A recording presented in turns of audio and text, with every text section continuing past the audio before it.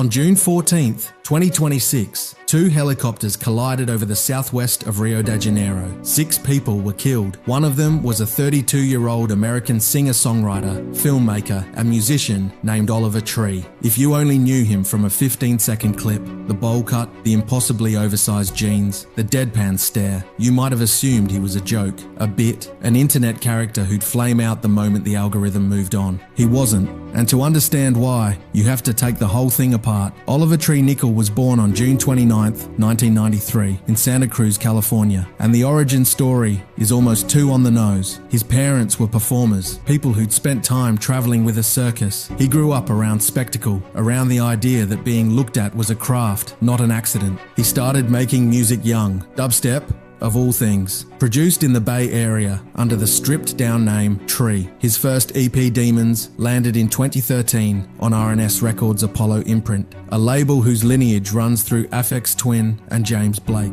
which tells you something about how seriously the electronic world was already taking him. So before there was ever a costume or a character, there was a kid who actually knew how to build a track from the ground up. Keep that in mind, because almost everyone got it wrong. They thought the music was the punchline. It was always the foundation. The turning point came in 2016. A feature on Wethan's When I'm Down put his voice in front of a much bigger audience, and Atlantic Records came calling. His first single, under the full name Oliver Tree, Welcome to LA, arrived soon after. Then, in 2018, the EP that changed everything, Alien Boy. The music was good, but it was what he wrapped around the music that made people stop scrolling. He wrote and directed his own videos. The double video for All That and Alien Boy pulled in over 50 million views and introduced the world to a fully formed persona. Retro, absurd, melancholy, and weirdly sincere underneath all of it. This is the part worth dissecting. Most artists build a sound. Oliver Tree built a body, a look, a posture, a comic timing, an entire visual language. The bowl cut wasn't a haircut, it was a logo. If the persona was the body, the internet was the nervous system that carried it everywhere at once. He understood something most musicians of his generation didn't, that attention itself could be performed. He'd announce his retirement, then unretire. He'd stage elaborate bits and let people argue about whether they were real. He turned trolling into a marketing engine, and it worked because, underneath the noise, the songs landed. On TikTok, he became a genuine phenomenon. With more than 15 million followers, his 2021 single, Life Goes On, co-produced with Guetta,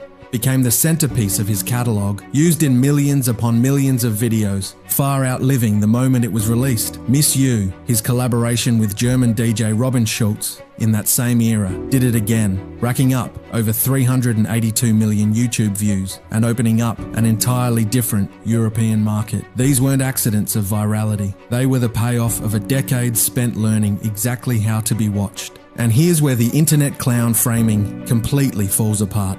Look at the actual output. 4 studio albums. Ugly is Beautiful in 2020, which hit #1 on the alternative albums chart. Cowboy Tears in 2022. Alone in a Crowd in 2023. And his 4th, Love You Madly, Hate You Badly, released in 2026. An album he produced entirely himself, released independently through Alien Boy Records, the label he founded and fully owned. Think about that arc. He went from a major label signing to owning the whole operation. The jokester with the bowl cut was, behind the curtain, one of the more shrewd and self-directed businessmen in his lane. Every era had a different character, a different aesthetic, a different bit, but the through line was total creative control. At the time of his death, he was in the middle of a headlining world tour for that 4th album, a tour with stops planned across multiple continents. Just months earlier, in April 2026, he'd headlined a set at Coachella alongside Subtronics, one of the biggest stages of his career,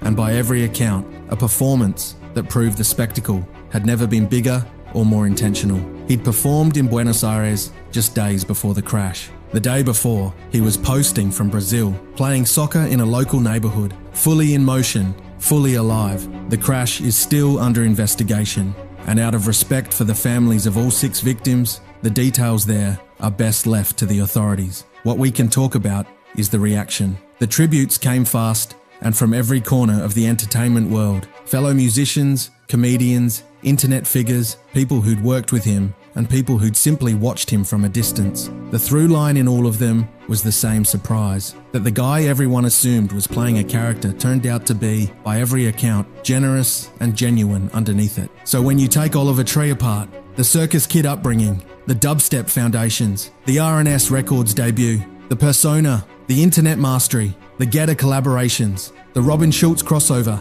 the 4 albums, the independence built under Alien Boy Records, you don't find a clown. You find an artist who understood, maybe better than anyone of his era, that the spectacle and the substance were never separate things. The bit was the art. The art was the bit. He was 32. He was right in the middle of the work. And the strangest, most fitting tribute we can offer is the one he'd probably have wanted. To stop assuming it was a joke and look at what he actually built. Life goes on. He made sure of that part himself.